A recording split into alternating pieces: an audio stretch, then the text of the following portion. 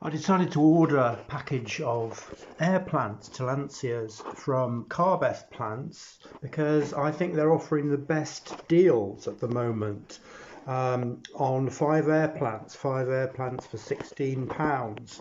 So I've ordered them and I'm just going to open the box and see what they're like. I expect them to be quite good because Carbeth Plants is quite a professional online business at the moment.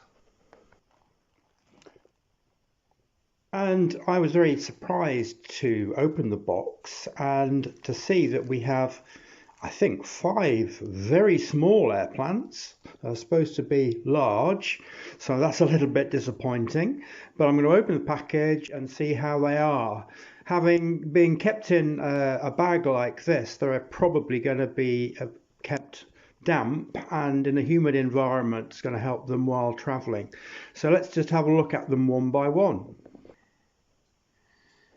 Here's what the plants look like after I've removed them from the packet and got them out. They look really healthy and really developing good roots, and several of these plants have got excellent roots. And I reckon I've got two types here. Three of them are the fairly typical Tillandsia plants, while these two are much more heavily marked with trichomes. So I suspect these are probably Ionantha forms scaposa, and that one there as well.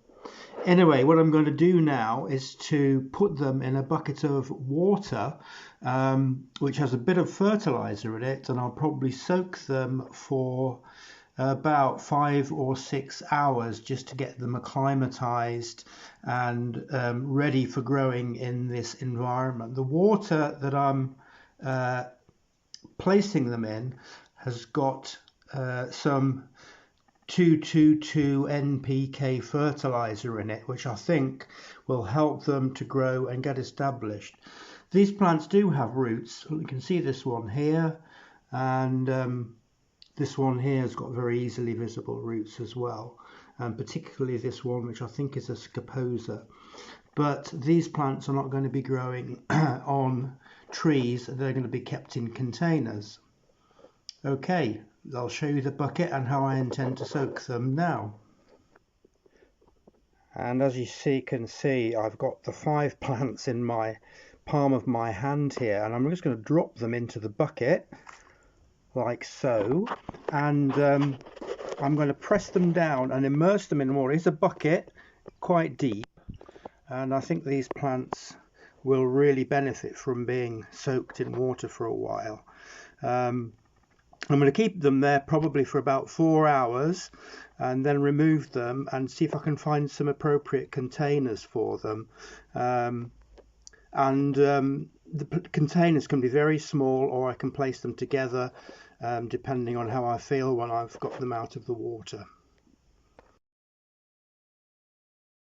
This is how you'll tend to find Tillandsias growing in the wild, often on the bark of trees or even in the tops of trees.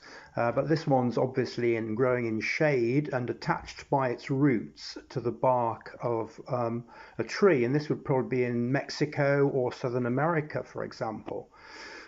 These plants here, probably recurvata, that form of Tillandsia, and they're attached to wires, overhead wires, and they use their roots to attach themselves, or their leaves even, to attach themselves and get all their nutrient from the environment.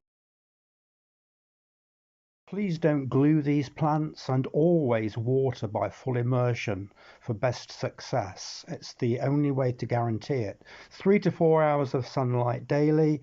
Keep them warm and dry in winter or they'll rot, and allow them to dry fast after drying. Use appropriate containers, and I'll show you those in a minute.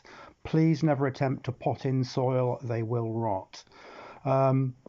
The water that you use doesn't particularly matter. Tap water is okay, but please leave it to stand for a while, and fertilizer added helps.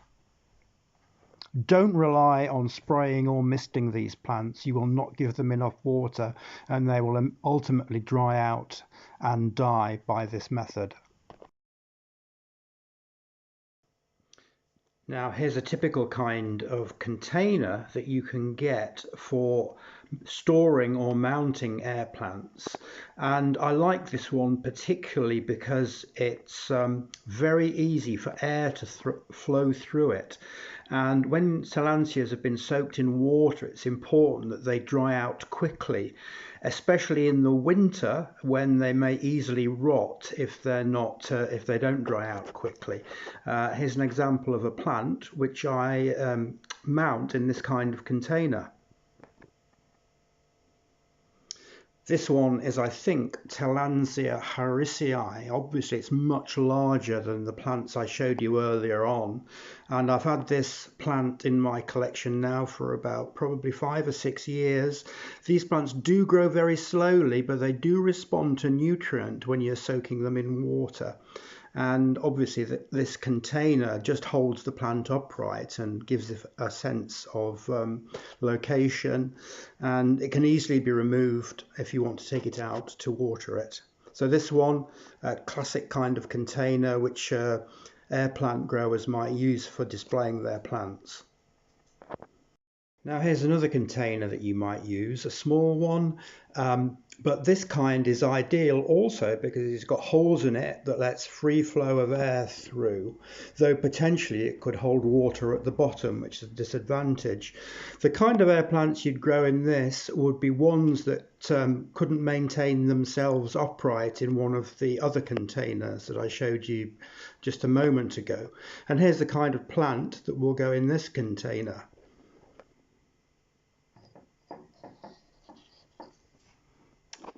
And as you can see, this container is perfect for this particular plant, and it looks like it's growing in a normal pot, which it isn't. This plant has no roots, and its only nutrition and water comes from soaking in a bucket. And I've had this plant again probably for 4 or 5 years, and it's doing fine, but not growing particularly quickly.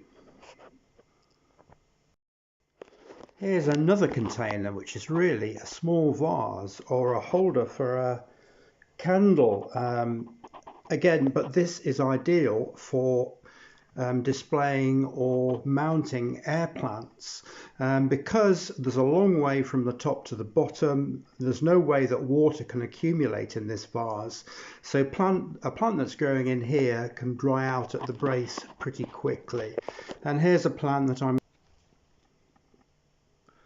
you can see this one has, it's a twin-headed one with some roots, not many, but it will just sit here perfectly nicely. Because it's fairly large, the container doesn't look too big for it. And again, you can keep this anywhere you like, but it must have good light, maybe 2 or 3 hours of sunlight a day, I would say. But this is a good container, a good holder for these plants. Finally, hopefully you'll be, by following some of the ideas I've given you here, you'll be successful in your Tillandsia growing. But if you do have problems, take the advice here. Keep calm and carry on. And here's another good Tillandsia container, by the way.